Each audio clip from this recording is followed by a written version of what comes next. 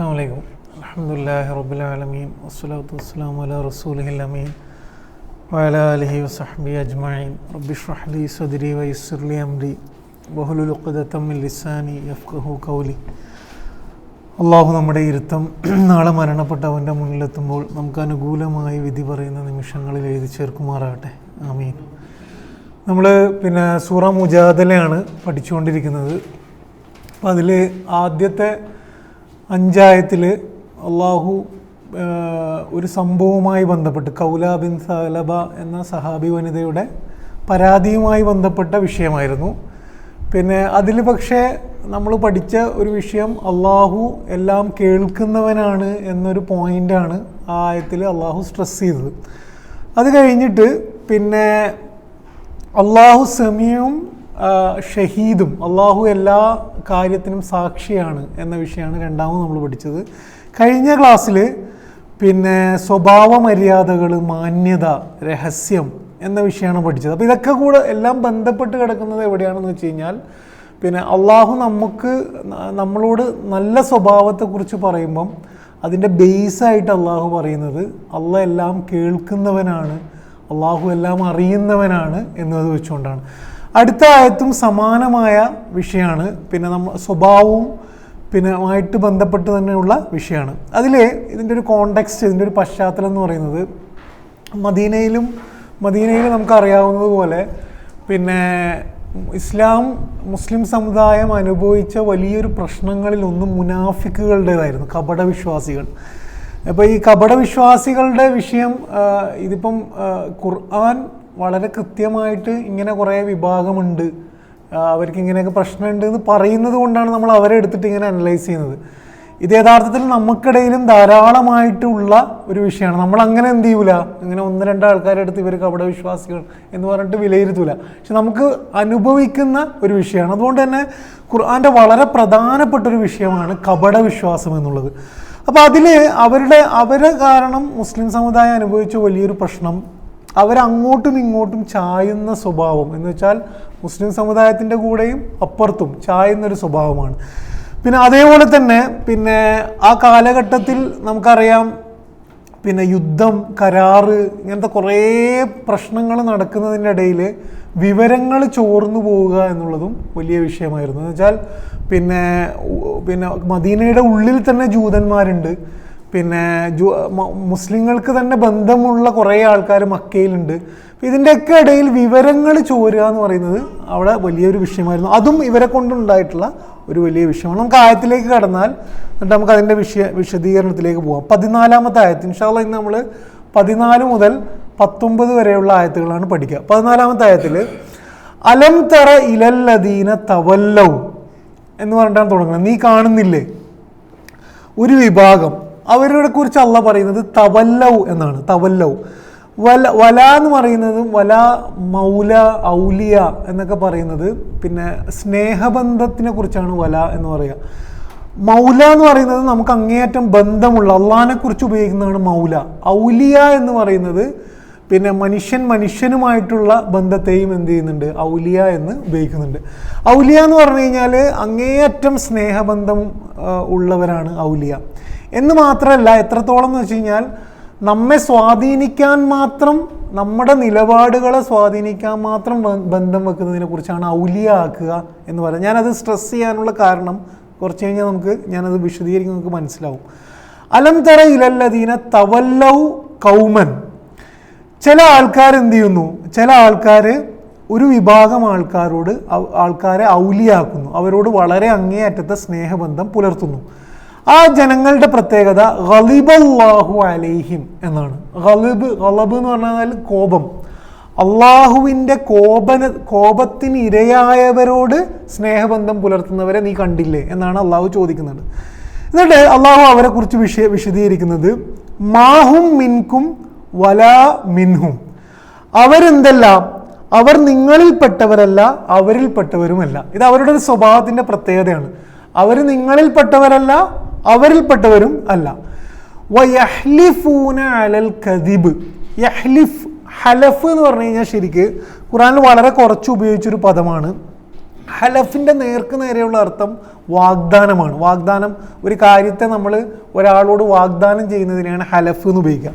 പക്ഷേ ഖുർആനിൽ ഉപയോഗിച്ച സ്ഥലങ്ങളിലൊക്കെ നോക്കിക്കഴിഞ്ഞാൽ അതൊരു നെഗറ്റീവ് അർത്ഥത്തിലാണ് ഉപയോഗിച്ചിട്ടുള്ളത്. എന്ന് പറഞ്ഞാൽ ഒരു കാര്യത്തിന് വേണ്ടിയിട്ട് സഖ്യം ചേരുന്നതിന്, എന്ന് വെച്ചാൽ മോശമായ ഒരു കാര്യത്തിന് വേണ്ടിയിട്ട് രണ്ട് പേര് അല്ലെങ്കിൽ രണ്ട് വിഭാഗങ്ങൾ കോൺഫിഡർ എന്ന് പറയില്ലേ, നമ്മൾ സഖ്യം ചേരുക, രണ്ടുപേര് തമ്മിൽ ഒരു സഖ്യം ഉണ്ടാക്കുന്നതിനെയാണ് ഹലഫ്. അത് നെഗറ്റീവ് അർത്ഥത്തിലാണ് ഖുർആൻ ഉപയോഗിച്ചത്. ഇവിടെ ഇവരുടെ ഒരു സ്വഭാവമായിട്ട് അള്ളാഹു പറയുന്നത് യഹ്ലിഫൂന അലൽ കദിബ് എന്നാണ്. കദബ് എന്ന് പറഞ്ഞു കഴിഞ്ഞാൽ കളവാണ്. കളവ് എന്ന് പറഞ്ഞാൽ എന്താണ്? കളവ് എന്ന് പറഞ്ഞു കഴിഞ്ഞാൽ ഒന്നിനെ അതല്ലാത്ത രീതിയിൽ അവതരിപ്പിക്കുന്നതാണ് കളവ്, കള്ളത്തരം എന്ന് പറയുന്നത്. അപ്പം ഇവരുടെ ഒരു പ്രത്യേകത, അവരെന്ത് ചെയ്യുന്നു, അവര് കള്ളസത്യം ചെയ്യുന്നു എന്നാണ് നിങ്ങൾ മലയാള അർത്ഥത്തിൽ ഉണ്ടാകുക. ഹലഫ് സത്യമാണ്, വാഗ്ദാനമാണ്. അവരെന്ത് ചെയ്യുന്നു? കള്ളസത്യം ചെയ്യുന്നു. വഹും യഅലമൂൻ, അവരറിഞ്ഞുകൊണ്ട് എന്ത് ചെയ്യുന്നു? കള്ളസത്യം ചെയ്യുന്നു. ഇതാണ് അവരുടെ ഒരു സ്വഭാവം. 15-ാമത്തെ ആയത്തില് അദല്ലാഹു ലഹും അദാബൻ ഷദീദ, അള്ളാഹു അവർക്ക് കഠിനമായ ശിക്ഷ ഒരുക്കി വെച്ചിട്ടുണ്ട്. ഇന്നഹും സാഅ മാ കാനൂ യഅമലൂൻ, തീർച്ചയായും അവർ ചെയ്തുകൊണ്ടിരിക്കുന്ന കാര്യം എത്രയോ ദുഷിച്ചതാകുന്നു എന്ന് അള്ളാഹു അവരെ കുറിച്ച് പറയാണ്. 16-ാമത്തെ ആയത്തിൽ ഇത്തഖദു ഐമാനഹും, അവരെന്ത് ചെയ്തിരിക്കുന്നു? ഇത്തഖദു സ്വീകരിച്ചിരിക്കുന്നു ഐമാനഹും. ഐമൻ എന്ന് പറയുന്നതും എന്താണ്? വാഗ്ദാനമാണ്. ഹലഫ് എന്താണ്? ഹലഫും വാഗ്ദാനമാണ്. ഐമൻ എന്ന് പറയുന്നതും വാഗ്ദാനമാണ്. ഐമൻ എന്ന് പറയുന്നത് യഥാർത്ഥത്തിൽ ഹലഫ് ഞാൻ പറഞ്ഞതുപോലെ തന്നെ രണ്ടുപേര് തമ്മിൽ സഖ്യം ചേരുന്നതിനെയാണ് സ്പെസിഫിക് ആയിട്ട് ഉപയോഗിച്ചതെങ്കിൽ ഐമന എന്ന് പറയുന്നത് ഖുർആൻ ഉപയോഗിച്ചത് എല്ലാത്തരം പ്രതിജ്ഞകൾക്കും ഉപയോഗിക്കുന്ന ജനറൽ ആയിട്ടുള്ള വേർഡാണ്. എന്ന് വെച്ചാൽ നമ്മൾ പറയല്ലോ, ഞാൻ ഇന്നത് ചെയ്യും എന്ന് സത്യം ചെയ്യുന്നതിനെയും പ്രതിജ്ഞ ചെയ്യുന്നതിനെയാണ് ഐമന എന്ന് ഉപയോഗിച്ചത്. ഇത്തഖദു ഐമാനഹും, അവരെന്ത് ചെയ്തിരിക്കുന്നു? അവരുടെ പ്രതിജ്ഞകളെ ജുന്നത്തൻ എന്നാണ് പറയുന്നത്. ജുന്നത്തൻ എന്ന് പറഞ്ഞാൽ ഈ ജിന്ന് എന്ന് പറഞ്ഞാൽ നമുക്ക് പെട്ടെന്ന് മനസ്സിലാവും. ജിന്ന് എന്ന് പറഞ്ഞാൽ മറഞ്ഞിരിക്കുന്നതാണ്, മറഞ്ഞിരിക്കുന്നു എന്നതാണ് ആ പദത്തിൻ്റെ അർത്ഥം. ജന്ന എന്ന് പറയുന്നത്. ജുന്നത്ത് എന്ന് പറഞ്ഞാൽ മറയാക്കിയിരിക്കുന്നു. അവരെന്ത് ചെയ്യുന്നു? അവരൊരു സത്യം ചെയ്യുന്നു. പക്ഷെ ആ സത്യത്തെ എന്തിനാണ് അവർ ചെയ്യുന്നത്? എന്തോ ഒന്നിനെ മറക്കാൻ വേണ്ടിയിട്ടാണ്. ജുന്നത്തൻ, അവരുടെ ഉള്ളിലുള്ളതിനെ മറക്കാൻ വേണ്ടി. ഫസദ്ദു അൻ സബീലില്ല, അങ്ങനെ അവരെന്ത് ചെയ്തു? അള്ളാന്റെ മാർഗത്തിൽ നിന്നും ജനങ്ങളെ തടഞ്ഞു. ഫലഹും അദാബും മുഹീൻ, അവർക്ക് വളരെ അപമാനകരമായ ശിക്ഷയുണ്ട്. 17-ാമത്തെ ആയത്ത് ലൻ തുഗ്നിയ അൻഹും അംവാലുഹും വലാ ഔലാദുഹും, അവർക്ക് എന്ത് ചെയ്യൂല? മിനല്ലാഹി ഷൈഅ, അവരുടെ സമ്പത്തോ സന്താനങ്ങളോ അള്ളാഹുവിങ്കൽ ഒരു പ്രയോജനവും ചെയ്യുകയില്ല. ഉലൈക അസ്ഹാബുന്നാർ, അവരെന്താണ്? നരകാവകാശികളാണ്. ഹും ഫീഹ ഖാലിദൂൻ, അവർ അവിടെ നിത്യവാസികളായിരിക്കും. നിങ്ങൾ ശ്രദ്ധിച്ചാൽ 3-ാമത്തെ തവണയാണ് അള്ളാഹു നരകത്തെക്കുറിച്ച് പറയുന്നത്. എന്ന് വെച്ചാൽ ഒരു സ്വഭാവത്തെക്കുറിച്ചാണ് പറയുന്നത്. അത് കള്ളത്തരമാണ്, കാപഢ്യമാണ്. പക്ഷെ അത് പറയുന്നതിൻ്റെ 3 ആയത്തുകളിൽ 3 പ്രാവശ്യമായിട്ട് അള്ളാഹു നിരന്തരം പറയുന്നത് നരകത്തിലായിരിക്കും, അവർക്ക് നരകശിക്ഷയുണ്ട്, അവർ നരകാവകാശികളാണ് എന്ന് നിരന്തരം പറയുന്നതായിട്ട് കാണാൻ പറ്റും. 18-ാമത്തെ ആയത്തിൽ യൗമ യബ്അസുഹുമുല്ലാഹു ജമീഅ, അള്ളാഹു അവരെ എല്ലാം ഉയർത്തെഴുന്നേൽപ്പിക്കുന്ന ദിവസം. വയഹ്ലിഫൂന ലഹു കമാ യഹ്ലിഫൂന ലക്കും, ഇത് ഭയങ്കര പ്രയോഗമാണ്. നിങ്ങളോട് സത്യം ചെയ്യുന്നത് പോലെ അവരെന്ത് ചെയ്യും? മഹ്ശറയിൽ അള്ളാന്റെ മുന്നിലെത്തിയാൽ അവിടെയും എന്ത് ചെയ്യും? അവർ ഈ കള്ളസത്യം ചെയ്യും. വയഹ്സബൂന അന്നഹും അലാ ഷൈ, അവർ വിചാരിക്കുന്നത് അങ്ങനെ ചെയ്യുന്നത് കൊണ്ട് നമ്മൾ എന്തൊക്കെയോ നേടി എന്നാണ് അവർ വിചാരിക്കുന്നത്. അലാ ഇന്നഹും ഹുമുൽ കാദിബൂൻ, 2-ാമത്തെ തവണയാണ് അള്ളാഹു അവരെ കദബ എന്ന് വെച്ചാൽ അവരെന്താണ്? കള്ളം പറയുന്നവരാണ്.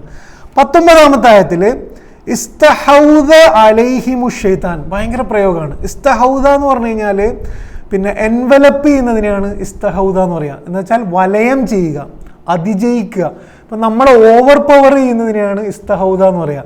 ഇസ്തഹൗദ അലൈഹിമു ഷൈത്താൻ എന്ന് പറഞ്ഞാൽ അവരെ എന്ത് ചെയ്തിരിക്കുന്നു? ഷെയ്ത്താൻ അവരെ അതിജയിച്ചിരിക്കുന്നു എന്നാണ്. ശരിക്കും നമ്മൾ പിശാചിൻ്റെ പ്രലോഭനത്തിൽ വീഴുന്ന എല്ലാ സന്ദർഭങ്ങളെക്കുറിച്ചും ആലോചിച്ചാൽ യഥാർത്ഥത്തിൽ മനസ്സിൽ സംഭവിക്കുന്നത് ഇതാണ്.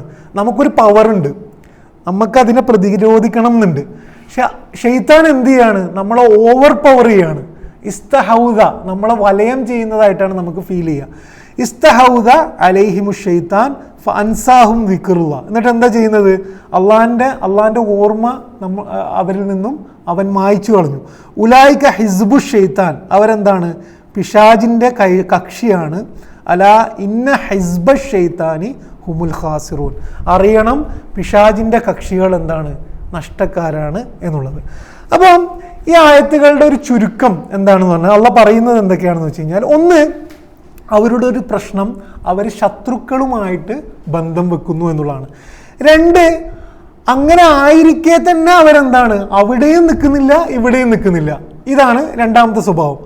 മൂന്ന്, അവർ അതിനു വേണ്ടി കള്ളസത്യം ചെയ്യുന്നു, അറിഞ്ഞുകൊണ്ട് എന്ത് ചെയ്യുന്നു? കള്ളസത്യം ചെയ്യുന്നു.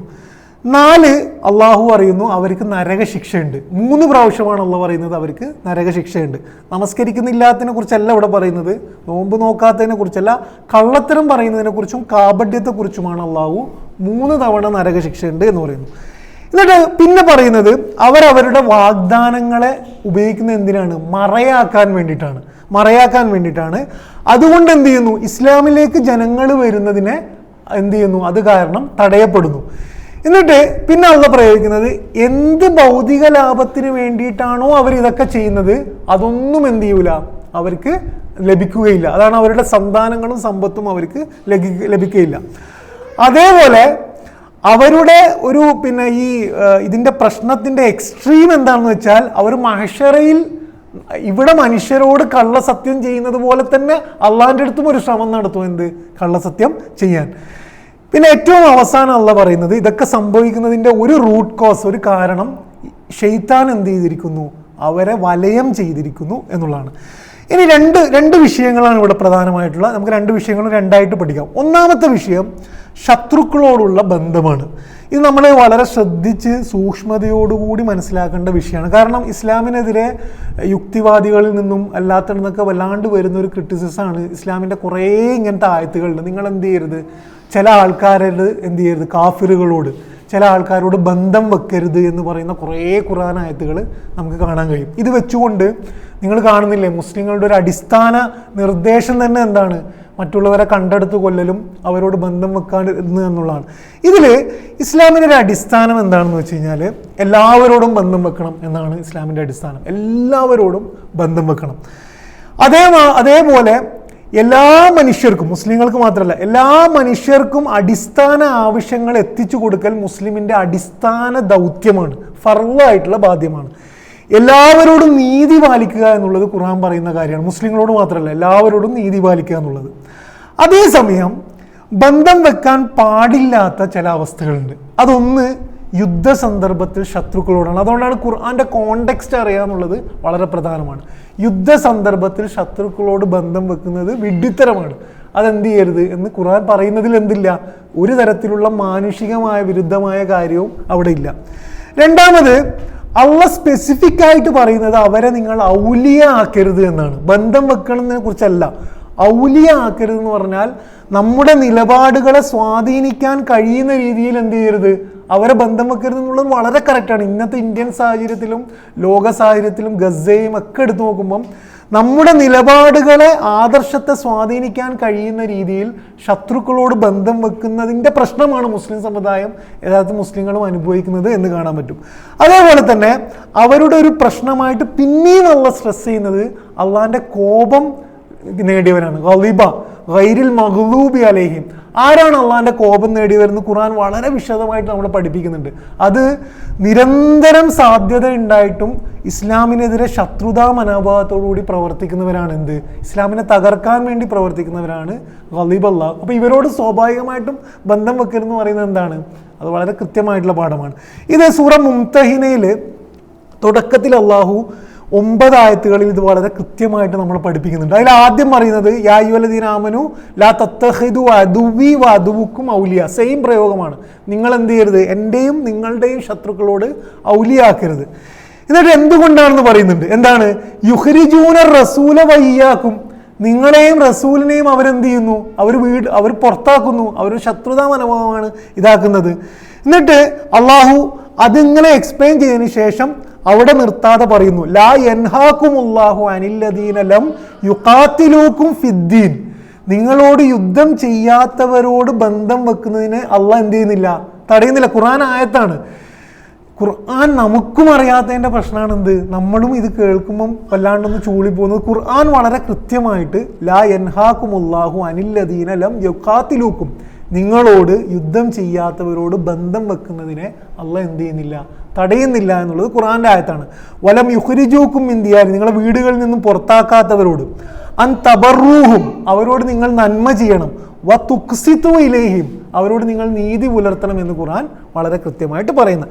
ഇത് തരുന്നൊരു പാഠം എന്താണെന്ന് വെച്ച് കഴിഞ്ഞാൽ, ഇസ്ലാമിൻ്റെ ഒരു സ്വഭാവം, ഇസ്ലാമിൻ്റെ ഒരു പ്രത്യേകത പറ്റിക്കാൻ നിന്ന് കൊടുക്കുന്ന ഒരു മതമല്ല എന്നുള്ളതാണ്. എന്ന് വെച്ചാൽ ആരെങ്കിലും അടിക്കാൻ വന്നു കഴിഞ്ഞാൽ അടിക്കാൻ നിന്ന് കൊടുക്കാൻ പഠിപ്പിക്കുന്ന ഒരു മതമല്ല ഇസ്ലാം. ആ ആദർശത്തിൻ്റെ ഒരു പ്രത്യേകത വളരെ പ്രൊആക്റ്റീവായിട്ട് വിജയിക്കാൻ വേണ്ടി കൂടി പഠിപ്പിക്കുന്ന മതമായതുകൊണ്ടാണ് ഇസ്ലാം. എവിടെയൊക്കെ നിങ്ങൾ നോക്കിയാലും നിങ്ങൾ തന്ത്രം മെനയണം, സ്മാർട്ടാകണം, നിങ്ങൾ എന്ത് ചെയ്യരുത്, എല്ലാവരെയും നമ്മൾ നല്ല നിഷ്കുകളായിട്ട് എല്ലാവരും മുന്നിലും തല കുനിച്ചിട്ട് എല്ലാ പറ്റിക്കലിനും നിന്നു കൊടുക്കാൻ പറയുന്നതും പഠിപ്പിക്കുന്ന ഒരു മതമല്ല ഇസ്ലാം എന്നത് ഇസ്ലാമിൻ്റെ ഒരു പ്രത്യേകതയാണ് എന്നുള്ളത്.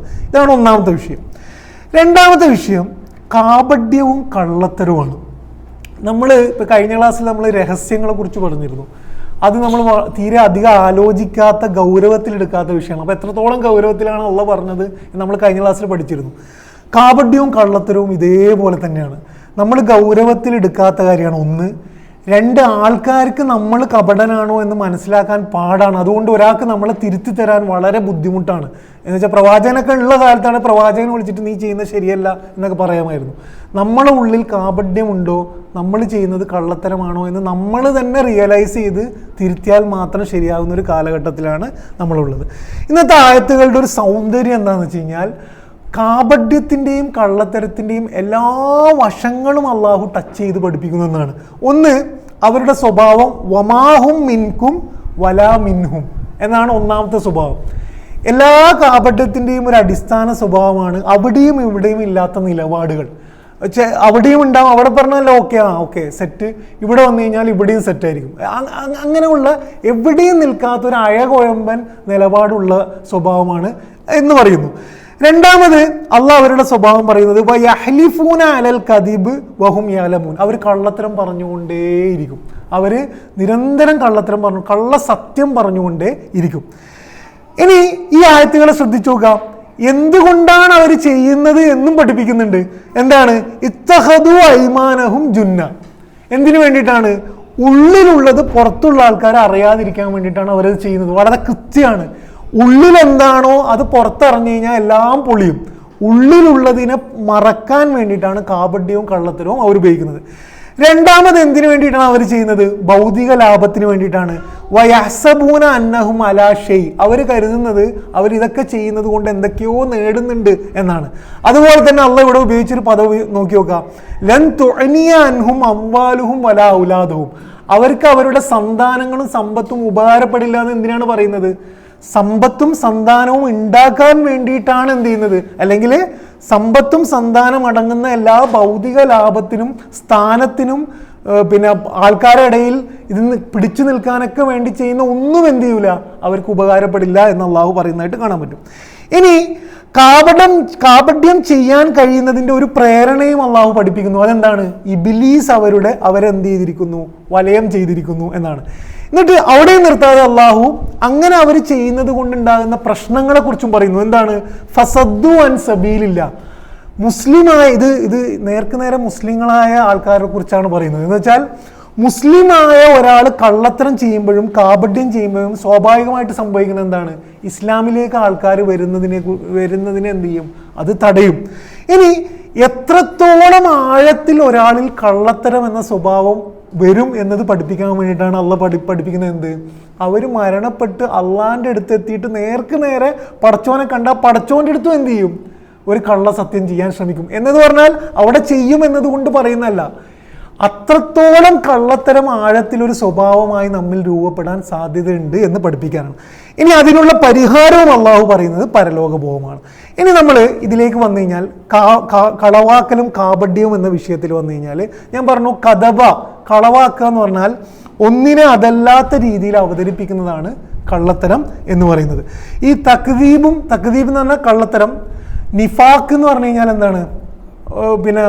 പിന്നെ കാപഡ്യം. നിഫാഖ് എന്ന പദത്തിന്റെ അർത്ഥം നഫക്ക എന്ന് പറഞ്ഞു കഴിഞ്ഞാൽ പിന്നെ രണ്ട് ഭാഗത്തും പിന്നെ തുറസുള്ള ഒരു പൈപ്പിന് എന്ന് വെച്ചാൽ ഒരു തുരങ്കത്തിന് പറയുന്നതാണ് നഫക്ക. എന്തുകൊണ്ടാണ് നിഫാഖിന് അത് ഉപയോഗിക്കുന്നത്?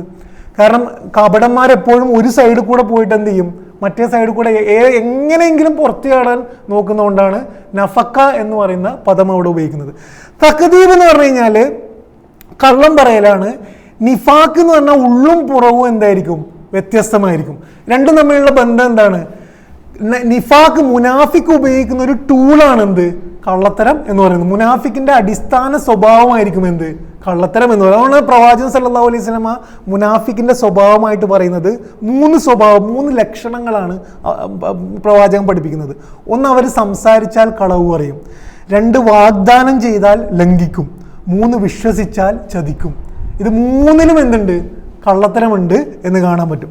ഇനി പിന്നെ ഈ കളവാക്കുക എന്നതിൻ്റെ പിന്നെ ഒരു ഖുർആൻ പറയുന്നൊരു മാനം, ഖുർആൻ്റെ ഒരു പിന്നെ മനുഷ്യൻ്റെ മനസ്സിനെ അറിഞ്ഞുകൊണ്ടുള്ളൊരു പ്രയോഗം.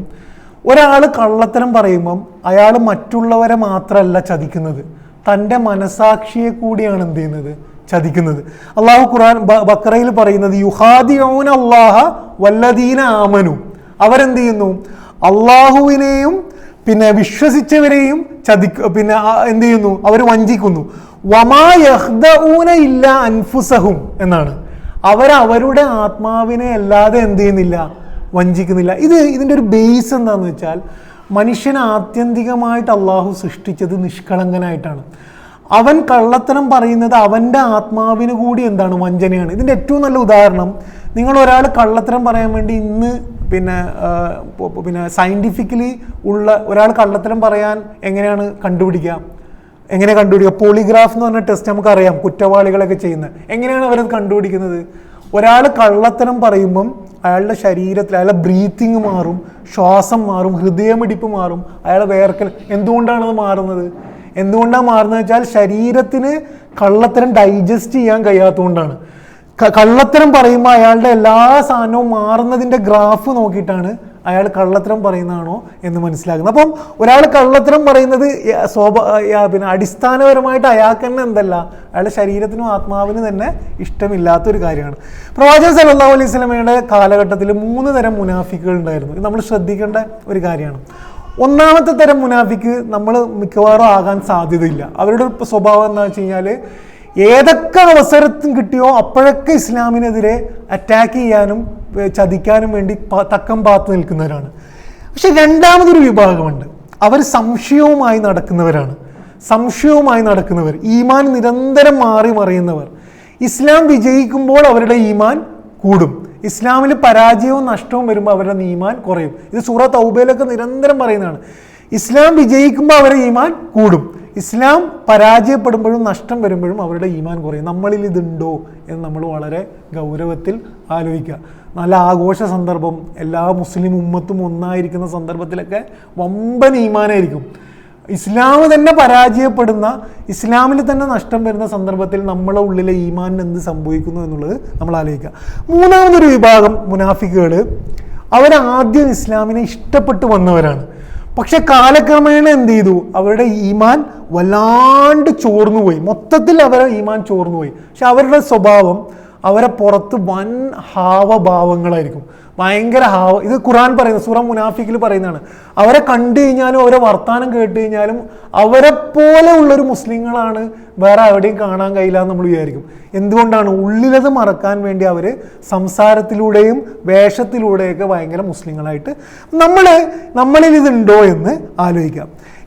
എന്തുകൊണ്ടാണ് ഒരാളിൽ കാപഡ്യവും കള്ളത്തരവും ഉണ്ടാകുന്നത് എന്ന് നമ്മൾ ഖുർആനിൽ അന്വേഷിച്ചാൽ ഖുർആൻ ധാരാളം കാരണങ്ങൾ പറയുന്നുണ്ട്. എല്ലാത്തിനും നമുക്ക് സമയമില്ല. 2-3 കാരണങ്ങൾ ഖുർആൻ ആയത്ത് വെച്ച് നമുക്ക് മനസ്സിലാക്കാം. എന്തുകൊണ്ട് ഒരാളിൽ കാപഡ്യവും കള്ളത്തരവും ഉണ്ടാകുന്നു? ഖുർആൻ പറയുന്ന വളരെ പ്രധാനപ്പെട്ടൊരു പോയിന്റ്, ഇത് നമ്മൾ പഠിക്കുമ്പോൾ ശരിക്കും എത്രത്തോളം അള്ളാഹു മനുഷ്യൻ്റെ മനസ്സറിഞ്ഞിട്ടാണ് പറയുന്നതെന്ന് മനസ്സിലാവും. സ്വന്തത്തിൻ്റെ കുറവുകൾ മറക്കാൻ വേണ്ടിയിട്ടാണ് ഒരാൾ കാപഢ്യവും കളവും പറയുന്നതെന്നാണ് ഖുർആനിക ഭാഷ്യം. അതാണ് ഇന്നത്തെ ആയത്തിൽ ഇത്തഹദു ഐമാനഹും ജുന്ന എന്ന് പറയുന്നത്. എന്തുകൊണ്ടാണ്? പൊതുവിൽ അംഗീകരിച്ച കുറേ മൂല്യങ്ങളുണ്ട്. ഇപ്പം മുനാഫികളുടെ സ്വഭാവം എന്താണ്? അവർ മുസ്ലിങ്ങളായിട്ട് അവർ അംഗീകരിക്കുന്ന കുറേ പൊതുമൂല്യങ്ങളുണ്ട്, സ്റ്റാൻഡേർഡ്സ് ഉണ്ട്, മോറൽ സ്റ്റാൻഡേർഡ്സ്. പക്ഷെ അവർക്ക് തന്നെ എന്ത് ചെയ്യാൻ കഴിയുന്നില്ല, അത് പാലിക്കാൻ കഴിയുന്നില്ല. പക്ഷെ അവർക്ക് പുറത്ത് പറയാൻ കഴിയില്ല എന്ത്, എനിക്കിത് പാലിക്കാൻ കഴിയുന്നില്ല എന്നുള്ളത്. അപ്പോൾ അവരെന്ത് ചെയ്യും? അവർ പാലിക്കുന്നതായിട്ട് കാണിക്കും. ഞാൻ പറഞ്ഞ മനസ്സിലായ എന്ന് വെച്ചാൽ രണ്ടുപേർ നമ്മൾ ഒരു സമൂഹത്തിൻ്റെ ഇടയിൽ, മുസ്ലിം സമുദായത്തിൻ്റെ ഇടയിൽ വരുമ്പം പൊതുവിൽ അംഗീകരിച്ച കുറേ മൂല്യങ്ങളുണ്ട്. ജമാഅത്തിന് നമസ്കാരത്തിന് പോകണം, ഖുർആൻ പഠിക്കണം, സലാം പറയും, പിന്നെ കള്ളത്തരം പറയില്ല, പറ്റിക്കൂല, ഇങ്ങനെ കുറേ പൊതു അംഗീകൃത മൂല്യങ്ങളുണ്ട്. ഈ മൂല്യങ്ങൾ സ്വയം അംഗീകരിക്കാൻ കഴിയാത്ത ഭയങ്കര ദൗർബല്യം ഒരാളിലുണ്ട്, ആദർശത്തിന് ആ കുറവുണ്ട്. പക്ഷെ അയാൾക്ക് എന്ത് ചെയ്യാൻ കഴിയുന്നില്ല, അത് തുറന്നു പറയാൻ കഴിയില്ല. എനിക്ക് നമസ്കരിക്കാൻ മടിയാണെന്ന് ഒരാൾക്ക് പറയാൻ കഴിയില്ല. അപ്പോൾ സ്വാഭാവികമായിട്ട് എന്താ ചെയ്യുക? അതിനെ മറക്കാൻ വേണ്ടി വേറെ സാധനം പറയും. ഞാൻ ഇന്ന് കുറച്ചൊന്ന് ഇതായിപ്പോയി, പിന്നെ അവിടെ തലവേദനയായിരുന്നു, ഇവിടെ കുറേ തിരക്കിലായിപ്പോയി, ഈ സാധനം നമ്മൾ പറഞ്ഞുകൊണ്ടിരിക്കും. ഇതിന് ആൾക്കാർ കള്ളത്തരം പറയുന്നത് എന്തിനാണ്, കാപഢ്യം കാണിക്കുന്നതെന്ന് വെച്ച് കഴിഞ്ഞാൽ സ്വന്തം ഉള്ളിലെ കുറവുകളെ, പിന്നെ പൊതു അംഗീകരിച്ച ആ മൂല്യങ്ങൾ പാലിക്കാൻ പറ്റാത്ത കുറവിനെ മറക്കാൻ വേണ്ടിയിട്ടാണ് പറയുന്നത്.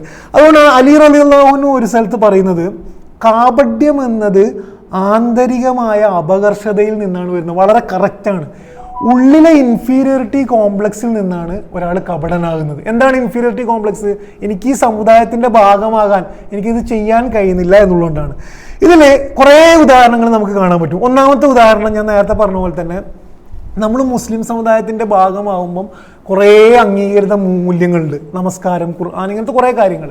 നമുക്ക് തുറന്ന് പറയാൻ കഴിയില്ല എനിക്ക് ഖുർആൻ പഠിക്കാൻ മടിയാണ് എന്നൊന്നും പറയാൻ കഴിയില്ല. അപ്പം നമ്മൾ എന്ത് ചെയ്യും? അതിനെ വേറൊരു കള്ളത്തരം വെച്ചുകൊണ്ട് അതിന് ജുന്ന, അതിനെ മറച്ചുകൊണ്ട് പറയും. ഇനി നിങ്ങൾ പിന്നെ രാഷ്ട്രീയത്തിൽ നോക്കിക്കഴിഞ്ഞാൽ നോക്കൂ, പൊതു അംഗീകൃത മൂല്യമാണ് ഇന്നത്തെ ലോകത്ത് പിന്നെ നിഷ്കളങ്കരായ കുട്ടികളെ കൊല്ലരുത്, അല്ലെങ്കിൽ ഒരു രാജ്യത്തിൽ ആക്രമിച്ച് അവിടെ കൊലപാതകം, യുദ്ധം ചെയ്യരുത് എന്നത് പൊതു അംഗീകൃത മൂല്യമാണ്. അപ്പോൾ എന്ത് ചെയ്യണം? ഇസ്രായേലിൽ ഗസയിൽ ആൾക്കാരെ കൊല്ലണം. എന്താ ചെയ്യേണ്ടത്? ഇത് തുറന്നു പറയാൻ കഴിയില്ല. എന്ത്, ഈ കുട്ടികളെ കൊല്ലണം, അവരെ കൊല്ലണം, എന്താ പറയാൻ പറ്റുക? ഹമാസ് തീവ്രവാദിയാണ് എന്ന് പറഞ്ഞു കഴിഞ്ഞാൽ വളരെ കൃത്യമാണ്. ഹമാസ് തീവ്രവാദിയാണ് എന്നത് പറയുന്നതോടുകൂടി അവരെ ഉള്ളിലെ യഥാർത്ഥത്തിലുള്ള പ്രശ്നത്തെ എന്ത് ചെയ്യുന്നു? അവർ ജുന്ന, അവർ മറക്കാണ്. ഒരു കാലഘട്ടത്തിൽ ഇറാഖിനെ അമേരിക്കക്ക് അറ്റാക്ക് ചെയ്യണം ഇറാഖിനെ, പല കാരണങ്ങളും ഉണ്ട്. പക്ഷെ നേർക്ക് നേരെ അതിനെ അറ്റാക്ക് ചെയ്യണം എന്ന് പറയാൻ കഴിയില്ല. എന്താ പറയുക? അവിടെ വെപ്പൺ ഓഫ് മാസ് ഡിസ്ട്രക്ഷൻ, അവിടെ എന്തുണ്ട്, ഭയങ്കര ആയുധങ്ങളുണ്ട് എന്ന് പറഞ്ഞു. അപ്പോൾ പൊതു അംഗീകൃത മൂല്യങ്ങൾ പാലിക്കാൻ കഴിയാതെ വരുമ്പം എന്താ ചെയ്യുന്നത്? കാപഢ്യവും കള്ളത്തരത്തിലൂടെ അത് നേടാൻ വേണ്ടിയിട്ടാണ് ചെയ്യുന്നത്. ഇനി ഈ കാലഘട്ടത്തെക്കുറിച്ച് നമ്മൾ പറയുന്നത് പോസ്റ്റ് ട്രൂത്ത് എന്നാണ്. പോസ്റ്റ് ട്രൂത്ത്, സത്യാനന്തര കാലഘട്ടമാണ്. നമ്മൾ ജീവിക്കുന്നത് തന്നെ ഒരു സത്യാനന്തര കാലഘട്ടത്തിലാണ്. എന്തുകൊണ്ടാണ് അങ്ങനെ പറയുന്നത്? നേർക്ക് നേരെ പറഞ്ഞാൽ കുറേ കാര്യങ്ങൾ നേടാൻ കഴിയില്ല. അപ്പം എന്ത് ചെയ്യുന്നു? കള്ളത്തരം പറഞ്ഞ് പ്രചരിപ്പിച്ചുകൊണ്ട് നേടുന്നത് കാലഘട്ടത്തെക്കുറിച്ചാണ് പോസ്റ്റ് ട്രൂത്ത് എന്ന് പറയുന്നതായിട്ട് കാണാൻ പറ്റും. ഇതാണ് ഒന്നാമത്തെ കാരണം. ഒന്നാമത്തെ കാരണം എന്താണ്? ഉള്ളിലെ കുറവുകളെ മറക്കാൻ വേണ്ടിയിട്ടാണ് ആൾക്കാർ കാപഢ്യം. അപ്പം നമ്മളെക്കുറിച്ച് ആലോചിക്കേണ്ട ഒരു കാര്യം, നമ്മൾ കള്ളത്തരം പറയുമ്പോൾ നിങ്ങൾ സ്വാഭാവികമായിട്ടൊന്ന് ആലോചിച്ച് കഴിഞ്ഞാൽ നമുക്ക് മനസ്സിലാവും, നമ്മളെ ഉള്ളിലെ തുറന്നു പറയാൻ കഴിയാത്ത കാര്യത്തെ മറക്കാൻ വേണ്ടിയിട്ടാണ് നമ്മളത് ചെയ്യുന്നത്. രണ്ടാമത് ഖുർആൻ പറയുന്നത് ഭൗതിക ലാഭം നേടാൻ വേണ്ടിയിട്ടാണ്. ഇത് വളരെ കൃത്യമായിട്ട് പെട്ടെന്ന് മനസ്സിലാവുന്ന ഒരു റീസണാണ്, ഭൗതിക ലാഭം നേടാൻ. കാരണം ഞാൻ കഴിഞ്ഞ ക്ലാസ്സിൽ പറഞ്ഞ പോലെ, നിങ്ങളൊരു നല്ല സ്വഭാവം പാലിക്കാൻ തീരുമാനിച്ചാൽ നിങ്ങൾക്ക് നഷ്ടം ഉണ്ടാവും. മര്യാദയ്ക്ക് സംസാരിക്കാൻ തീരുമാനിച്ചാൽ നമുക്ക് നഷ്ടം ഉണ്ടാവും. തുറന്നു പറയാൻ തീരുമാനിച്ചാൽ നമുക്ക് സ്ഥാനങ്ങൾ നഷ്ടപ്പെടും. നമ്മളെ ആൾക്കാർ കളിയാക്കും. പല കാര്യങ്ങളും, എല്ലാ നല്ല സ്വഭാവത്തിൻ്റെയും റിസൾട്ട് പലപ്പോഴും നഷ്ടമായിരിക്കും. ഇസ്ലാം അംഗീകരിച്ചാൽ നമുക്ക് നഷ്ടം സംഭവിക്കും. നമുക്ക് സമയനഷ്ടം ഉണ്ടാവും, സമ്പത്തിൻ്റെ നഷ്ടം ഉണ്ടാവും. ഈ നഷ്ടത്തെ ഇല്ലാതാക്കാൻ വേണ്ടിയിട്ടാണ് മനുഷ്യർ കാപഢ്യവും കള്ളത്തരവും പറയുന്നത് എന്ന് കാണാൻ പറ്റും. ഇത് പ്രത്യേകിച്ച് നമുക്ക് കാണാൻ കഴിയുക, നമുക്കൊരു പ്രശ്നം വരുമ്പം നമ്മുടെ ഈഗോ ചോദ്യം ചെയ്യുമ്പോഴാണ് നമ്മുടെ ഉള്ളിലെ കപടൻ പുറത്തു ചാടുക. നമ്മളെ ഈഗോ, ഞാനെന്ന നമ്മുടെ ഭാവത്തെ ചോദ്യം ചെയ്യപ്പെടുമ്പോഴാണ് നമുക്ക് നഷ്ടത്തിൻ്റെ വറിയുണ്ടാകുക. നമ്മളൊരു സ്ഥാനത്ത് വല്ലാണ്ട് നിൽക്കുമ്പം നമ്മെ തന്നെ അപമാനിക്കുന്ന രീതിയിൽ ഒരു ചോദ്യം വരുമ്പോഴാണ് നമുക്ക് നമ്മളെ തന്നെ നഷ്ടപ്പെടുന്ന രീതിയിൽ വരുമ്പം നമ്മൾ എന്ത് ചെയ്യും? അതിനെ മേക്കപ്പ് ചെയ്യാൻ വേണ്ടിയിട്ട് ഒരു കള്ളത്തരം ചെയ്യുന്നത് കാണും. സൂറത്ത് തൗബയിൽ അള്ളാഹു പിന്നെ സൂറ തൗബയുടെ ഒരു പ്രത്യേകത ഭയങ്കര പ്രതിസന്ധി കാലഘട്ടത്തിൽ ഇറങ്ങിയ ഒരു സൂറത്താണ് സൂറ തൗബ. പിന്നെ അതിൽ കുറേ പേരെന്ത് ചെയ്തു, യുദ്ധത്തിന് പോകാതെ മാറിയുന്നു. അവരെ അനലൈസ് ചെയ്യുന്ന കുറേ ആയത്തുകൾ സൂറ തൗബയിലുണ്ട്. സൂറ തൗബ ഒരു മിനിമം പിന്നെ ഇതില്ലാതെ വായിച്ചു തീർക്കാൻ കഴിയില്ല. സത്യസന്ധതയോടുകൂടി സൂറ തൗബ നമ്മൾ വായിച്ചു തീർത്താൽ നമ്മൾ വല്ലാണ്ട് ഇല്ലാതാകുന്നത്ര നമ്മളിൻ്റെ ഉള്ളിൽ വേദന ഉണ്ടാക്കും. അതിൽ അള്ളാഹു മുനാഫിക്കുകളെ കുറിച്ച് പറയുന്നത് ലൗകാന അറളൻ ഖരീബൻ വസഫറൻ ഖാസിദൻ ലത്തബൗക് എന്നാണ്. യാത്ര ചെയ്യാനുള്ള, യുദ്ധം ചെയ്യാനുള്ള പിന്നെ ഇടം വളരെ അടുത്തും ചെയ്യാനുള്ള പണി വളരെ എളുപ്പമായിരുന്നെങ്കിൽ അവരെന്ത് ചെയ്യുമായിരുന്നു, നിന്റെ കൂടെ വരുമായിരുന്നു. വലാകിൻ ബഉദത് അലൈഹിമി ശുക്ക, പക്ഷെ പണി കുറച്ച് ബുദ്ധിമുട്ടുള്ളതായതുകൊണ്ടാണ് എന്ത് ചെയ്യുന്നത്, അവർ നിന്റെ കൂടെ വരാത്തത്. വളരെ കൃത്യമാണ്. അവരവിടെ പറഞ്ഞുകൊണ്ടിരുന്നത് നമുക്കിതില്ല അതില്ല എന്നൊക്കെ പറഞ്ഞിട്ട് പ്രവാചകനോട് എക്സ്ക്യൂസ് ചെയ്യിച്ചുകൊണ്ടിരിക്കുമ്പോൾ അള്ളാഹ് പറയുന്നത് എന്താണ്, ഇത് കുറച്ച് എളുപ്പമായി നോക്കട്ടെ, യുദ്ധം വളരെ എളുപ്പമാകും, പണി വളരെ എളുപ്പമായിരുന്നെങ്കിൽ അവരെന്ത് ചെയ്യുന്നു, അവരായിരിക്കും നിങ്ങളുടെ കൂട്ടത്തിൽ ഏറ്റവും നല്ല മുസ്ലിങ്ങൾ. പണി കുറച്ച് കടുപ്പാകുമ്പം യഥാർത്ഥത്തിലുള്ള കാപഡ്യം എന്ത് ചെയ്യും, പുറത്തു വരുന്നതായിട്ട് കാണാൻ പറ്റും. മൂന്നാമത്തെ കാരണം ഖുർആൻ പറയുന്നത് പ്രതിസന്ധിയെ നേരിടാനുള്ള ധൈര്യമില്ലായ്മയാണ്. സത്യം പറഞ്ഞാൽ നമ്മളൊരു പ്രതിസന്ധിയിൽ ചെന്നുപെടും. സത്യം പറഞ്ഞാൽ നമ്മളത് ഫേസ് ചെയ്യണം, അതിൻ്റെ റിസൾട്ട് ഫേസ് ചെയ്യണം. അത് ഫേസ് ചെയ്യാൻ കഴിയാത്തതിൻ്റെ ധൈര്യമില്ലാത്തത് കൊണ്ടാണ് മനുഷ്യർ കാപഡ്യവും കള്ളത്തരവും പറയുന്നത് എന്ന് കാണാൻ പറ്റും. ഇതുകൊണ്ട് ഇതിന് ഖുർആൻ പറയുന്ന ഒരു സൊല്യൂഷൻ തവക്കുലാണ്. തവക്കുൽ എന്ന് പറഞ്ഞു കഴിഞ്ഞാൽ അള്ളാഹ് എന്ത് നഷ്ടം വരുമ്പോഴും സത്യം തുറന്നു പറഞ്ഞാലുള്ള നഷ്ടം പിന്നെ ഏറ്റെടുക്കാനുള്ള എന്ത് ചെയ്യുക, തവക്കുൽ ചെയ്യുക. ഇത് ഖുർആനിലെ സൂറ തൗബയിൽ ഈ മുനാഫികളുടെ സ്വഭാവം ഇങ്ങനെ പറഞ്ഞിട്ട് വിശ്വാസികളുടെ സ്വഭാവം അള്ളാഹു പറയുന്നുണ്ട്. വിശ്വാസികൾ പറയുന്നത് കുല്ലൈ യുസീബന ഇല്ലാ മാ കതബല്ലാഹു ലനാ ഹുവ മൗലാന എന്നാണ്. അവർ ആ പ്രതിസന്ധിയെ നേരിട്ടത് അവർ പറയുന്നത് എന്താ വെച്ചാൽ, നമുക്കിനി എന്തൊക്കെ ഭൂമിയിൽ ബാധിച്ചാലും അത് അള്ളാഹു തീരുമാനിച്ചതാണ്. ഹുവ മൗലാന, അവൻ ഞങ്ങളുടെ മൗലയാണ് എന്ന ഒരു തവക്കുലിൻ്റെ ബോധം ഉണ്ടാകുമ്പോൾ മാത്രമേ നമുക്ക് എന്ത് ചെയ്യാൻ കഴിയുള്ളൂ, സത്യം പറയാൻ കഴിയുകയുള്ളൂ എന്ന് കാണാൻ പറ്റും. ഇതാണ് പിന്നെ ഈ കാപഡ്യത്തിൻ്റെ, കള്ളത്തരത്തിൻ്റെ കാരണമായിട്ട് അള്ളാഹു പറയുന്നത്. ഇനി ഞാൻ പറഞ്ഞതുപോലെ നമ്മൾ ചെയ്യേണ്ടത് നമ്മളിൽ ഇതുണ്ടോ എന്ന ആഴത്തിൽ ആലോചിക്കുകയാണ് വേണ്ടത്. നമ്മളിൽ കാപഡ്യമുണ്ടോ, നമ്മളിൽ കള്ളത്തരമുണ്ടോ. കള്ളത്തരത്തിന് തന്നെ പല സ്വഭാവം ഉണ്ട് കേട്ടോ. ഒന്ന് മൊത്തത്തിൽ കള്ളത്തരം പറയലാണ്. രണ്ട് പറയേണ്ടത് പറയാതിരിക്കൽ ഒരു തരത്തിൽ കള്ളത്തരാണ്. അത്യാവശ്യമായി പറയേണ്ട കാര്യങ്ങളൊക്കെ ഒഴിവാക്കിയിട്ടൊരു കാര്യം പറയൽ കള്ളത്തരാണ്. ഹാഫ് ട്രൂത്ത് പറയൽ കള്ളത്തരാണ്. പകുതി സത്യം പറയൽ കള്ളത്തരാണ്. ഇതൊക്കെ ഇതിൻ്റെ ഒരു ഭാഗമാണ്. ഇനി നമ്മൾ ഈ മൂന്നാമത്തെ പിന്നെ അവസാനത്തെ ഒരു വിഷയം കൂടി പറഞ്ഞിട്ട് ഞാൻ ക്ലാസ് അവസാനിപ്പിക്കുക. അത് മുസ്ലിമിൻ്റെ കള്ളത്തരാണ്. മുസ്ലിമിൻ്റെ കള്ളത്തരം എന്ന് പറയുന്നത് വളരെ ഗൗരവമുള്ള കള്ളത്തരാണ്. അതുകൊണ്ടാണ് ഈ ആയത്തിൽ അള്ളാഹ് പറയുന്നത് ഫസദ്ദു അൻ സബീലില്ല എന്നുള്ളത്.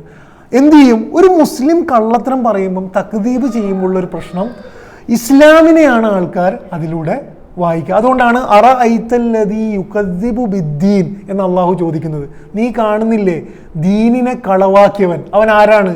അവൻ ആരാണെന്ന് ചോദിച്ചാൽ അവൻ നമസ്കരിക്കുന്നവനാണ്. പക്ഷെ നമസ്കരിക്കുന്നവനായിക്കൊണ്ട് അവൻ എന്ത് ചെയ്യുന്നു, അനാഥയെ ആട്ടിയകറ്റുന്നു. അതിൻ്റെ പ്രശ്നം എന്താ, ഒരാൾ അനാഥയെ ആട്ടിയകറ്റിയാൽ അയാളെ വായിക്കുന്നത് അയാൾ മോശം സ്വഭാവക്കാരനാണെന്നാണ്. ഒരാൾ നമസ്കരിക്കുന്നവനായിക്കൊണ്ട് അനാഥയെ അകറ്റുമ്പോൾ എന്താ സംഭവിക്കുക, അയാൾ ആ റീഡിങ് നേരെ പോകുന്നത് ഇസ്ലാമിലേക്കാണ്. നമ്മൾ പറയുന്ന കള്ളത്തരം, നമ്മൾ കാണിക്കുന്ന കാപഡ്യത്തിൻ്റെ എല്ലാ എഫക്റ്റും ഒരു തരത്തിൽ പോയി തട്ടുന്നത് ഇസ്ലാമിനാണ്. അതുകൊണ്ട് തന്നെയാണ് അള്ളാഹുവിടെ 3 തവണ നരകത്തെക്കുറിച്ച് പറയുന്നത്. അതുകൊണ്ടാണ് നമ്മൾ ചെയ്യുന്ന ഓരോ കള്ളത്തരത്തിനും ഗൗരവം കൂടുതലാണ്. നമ്മൾ ചെയ്യുന്ന ഈ കള്ളസത്യത്തിൽ പിന്നെ ഞാൻ ഇന്ന് പറയണമെന്ന് വിചാരിച്ചൊരു കാര്യം ഇൻഷാ അള്ളാഹ് എന്നുള്ള നമ്മുടെ പ്രയോഗമാണ്. ഞാൻ മുന്നേയും ക്ലാസ്സിൽ പറഞ്ഞിട്ടുണ്ട്, നമ്മൾ ഗൗരവത്തിൽ അള്ളാഹു നാളെ ചോദ്യം ചെയ്യപ്പെടും എന്ന ഗൗരവത്തിൽ എടുക്കേണ്ടുന്ന നമ്മുടെ ഒരു പ്രയോഗമാണ് ഇൻഷാ അള്ളാഹ്. ഇൻഷാ അള്ളാഹ് ഒരു പ്രതിജ്ഞയാണ്. ഇവിടെ പ്രതിജ്ഞയെക്കുറിച്ചാണ് ഈ ആയത്ത് പറയുന്നത്. ഇവിടെ പറയുന്നത് കള്ളപ്രതിജ്ഞയെക്കുറിച്ചാണ് പറയുന്നത്. എന്ന് മാത്രമല്ല അള്ളാഹ് പറയുന്നത് അവരവരുടെ പ്രതിജ്ഞയെ ഒരു മറയാക്കുന്നു എന്നുള്ളതാണ്. നമ്മൾ പലപ്പോഴും ഇൻഷാ അള്ളാഹ് എന്ന് പറയുന്നത് നമുക്ക് ചെയ്യാൻ കഴിയാത്ത കാര്യത്തെ ചെയ്യാൻ കഴിയില്ല എന്ന് പറയുന്നതിന് പകരം ഇൻഷാ അള്ളാഹ് എന്ന് പറഞ്ഞ് വിടാനാണെങ്കിൽ അതെന്താണ്, വളരെ ഗൗരവത്തിലാണ്. എന്ന് പറഞ്ഞാൽ എന്താണ്, ഇൻഷാ അള്ളാഹ് എന്ന് നമ്മൾ പറയുമ്പോൾ എന്താ സംഭവിക്കുന്നത്, ശരിക്കും ഇപ്പോൾ ഒരാൾ ചോദിക്കുകയാണെന്ത് നാളെ ഇന്ന സ്ഥലത്ത് വരുമോ എന്ന് ചോദിക്കുമ്പം നമുക്ക് അയാളോട് പറയാൻ കഴിയില്ല, എന്ത് വരാൻ പറ്റൂല. അയാളോട് പറയാനും കഴിയില്ല വരും. കാരണം നമുക്ക് ഇതില്ല. അപ്പം നമ്മൾ എന്ത് ചെയ്യും? പരീക്ഷ എങ്ങനെ ഉണ്ടായിരുന്നു ചോദിക്കുമ്പോൾ കുട്ടികൾ പറയില്ലേ കുഴപ്പമില്ല എന്നുള്ളത്. പക്ഷേ നല്ലതാണ് മോശമാണെന്നല്ല പറയുന്നത്, കുഴപ്പമില്ല എന്ന് പറഞ്ഞാൽ എന്തുവാ.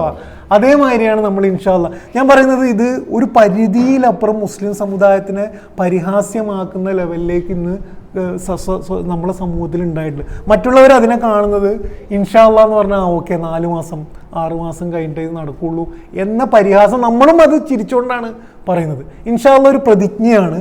അള്ളാനെ പിടിച്ചുകൊണ്ട് നമ്മൾ ഒരാൾക്ക് വാക്ക് കൊടുക്കുന്നതാണ്. അത് നമ്മുടെ ഉള്ളിലെ കാപഢ്യത്തെ, നമ്മുടെ ഉള്ളിലെ ചെയ്യാൻ കഴിയാത്ത കാര്യത്തിനെ മറക്കാനാണെങ്കിൽ അതെന്താണ്, വളരെ സീരിയസ് ആയിട്ടുള്ള കാര്യമാണ് എന്നുള്ളത് കാണാൻ പറ്റും. ഉമർ റളിയല്ലാഹുവിൻ്റെ സമയത്ത് പിന്നെ ഒരു സംഭവം ഉണ്ട്. പിന്നെ കളവാക്കുന്നതുമായി ബന്ധപ്പെട്ട് നമ്മെ ഇൻസ്പയർ ചെയ്യേണ്ട ഒരു സംഭവം ഉണ്ടായിട്ടുണ്ട്. ഉമർ റളിയല്ലാഹുവിൻ്റെ കാലഘട്ടത്തിൽ ഉമർ റളിയല്ലാഹുവിൻ്റെ കോടതിയിലേക്ക് 2 യുവാക്കൾ ഒരു കുട്ടിയെയും വലിച്ചു കൊണ്ടുവരും. അപ്പം എന്താ സംഭവം എന്ന് ചോദിക്കുമ്പം പറയും നമ്മുടെ പിതാവിനെ ഇയാൾ കൊന്നു എന്ന് പറയും. അപ്പോൾ ആ കുട്ടീനോട് ചോദിക്കുമ്പോൾ കുട്ടി പറയും പിന്നെ അബദ്ധത്തിൽ സംഭവിച്ചാണ്. കാരണം പിന്നെ എൻ്റെ ഒട്ടകം ഇവരുടെ പിതാവിൻ്റെ തോട്ടത്തിൽ അലയുകയും പിന്നെ പിതാവ് എന്ത് ചെയ്തു, ഒരു കല്ലെടുത്തിട്ട് ആ ഒട്ടകത്തിൻ്റെ കണ്ണ് കുത്തി, ആ ഒട്ടകത്തിൻ്റെ വേദന കണ്ടിട്ട് സഹിക്കാൻ പറ്റാത്തതുകൊണ്ട് ഞാൻ കല്ലെടുത്തെറിയുകയും മരണപ്പെടുകയാണ് ചെയ്തതെന്ന് പറഞ്ഞു. അപ്പം മരിച്ചുപോയി. അപ്പം ഉമർ റളിയല്ലാഹു പറയും എന്തായാലും എന്ത് ചെയ്യും, ഒരു പരിഹാരം അവിടെ പ്രതിവിധി ഇയാളെ കൊല്ലുക എന്നുള്ളതാണ്. അപ്പം നിനക്ക് അവസാനമായിട്ട് എന്തെങ്കിലും പിന്നെ ആഗ്രഹമുണ്ടോ എന്ന് ചോദിച്ചപ്പോൾ അവൻ പറയും എൻ്റെ ഉപ്പ കുറച്ച് സ്വത്ത് പിന്നെ ഒരു സ്ഥലത്ത് വെച്ചിട്ടുണ്ട്, എൻ്റെ സഹോദരന് അത് കൊണ്ടുകൊടുക്കാൻ വേണ്ടിയിട്ട് അതൊന്ന് കണ്ടുപിടിച്ച് കൊടുത്തിട്ട് ഞാൻ തിരിച്ചു വരാം, അതിന് എനിക്കൊരു 3 ദിവസം വേണമെന്ന് പറയും. ഉമർ റളിയല്ലാഹു സ്വാഭാവികമായിട്ടും പറയും അങ്ങനെ പോകാൻ കഴിയില്ല, ജാമ്യം ആരെങ്കിലും നിൽക്കണം. അപ്പോൾ ജാമ്യം നിന്നാലുള്ള പ്രശ്നം എന്താണ്, ഇയാൾ വന്നില്ലെങ്കിൽ കൊല്ലപ്പെടുന്നത് ജാമ്യം നിൽക്കുന്ന ആൾ. അപ്പോൾ എല്ലാവരോടും ചോദിക്കുമ്പോൾ ആരും വരുന്നില്ല. അപ്പോൾ അബൂദറുൽ ഗിഫാരി റളിയല്ലാഹു അൻഹു എണീറ്റ് നിന്നുകൊണ്ട് പറയും ഞാൻ എന്ത് ചെയ്യാം, ഈ കുട്ടിക്ക് ജാമ്യം നിൽക്കാം എന്ന് പറയും. അങ്ങനെ ആ കുട്ടി പോയി. 1 ദിവസം കഴിഞ്ഞു, 2 ദിവസം കഴിഞ്ഞു, 3-ാമത്തെ ദിവസം അസറായി. അപ്പോൾ ഏകദേശം അബൂദറുൽ ഗിഫാരി റളിയല്ലാഹു അൻഹുവിനെ കൊല്ലപ്പെടുമെന്നുള്ള, കാരണം ഇവൻ കുട്ടി എന്തായാലും തിരിച്ചു വരാൻ പോകുന്നില്ല. അങ്ങനെ ഒരു മഗ്‌രിബിൻ്റെ സമയമായപ്പം കുട്ടി ഓടി വരുന്നതായിട്ട് കാണാം. അപ്പോൾ ഉമർ റളിയല്ലാഹു അൻഹുവിന് തന്നെ ഭയങ്കര അത്ഭുതമായി. നീ എന്തുകൊണ്ടാണ്, നിന്നെ അന്വേഷിക്കാൻ ഞാൻ ആരെയും വിട്ടിട്ടില്ല, നിനക്ക് വരാതിരിക്കാമായിരുന്നു, എന്തുകൊണ്ട് വന്നു എന്ന് ചോദിക്കുമ്പം ഒരിക്കലും ഒരു മുസ്ലിം വരുമെന്ന് പറഞ്ഞിട്ട് വരാതിരുന്നു ഇനിയുള്ള സമൂഹം പറയരുത് എന്നുള്ളത് കൊണ്ടാണ് ഞാൻ വന്നത് എന്ന് ആ കുട്ടി പറയുന്നതായിട്ട് രംഗമുണ്ട്. അപ്പോൾ അബൂദറുൽ ഗിഫാരി റളിയല്ലാഹു അൻഹുവിനോട് ഉമർ റളിയല്ലാഹു അൻഹു ചോദിച്ചു, ഇത്രയും റിസ്ക് ഉള്ള ഒരു പണിയിൽ എന്തിനാണ് താങ്കൾ ജാമ്യം നിന്നത്?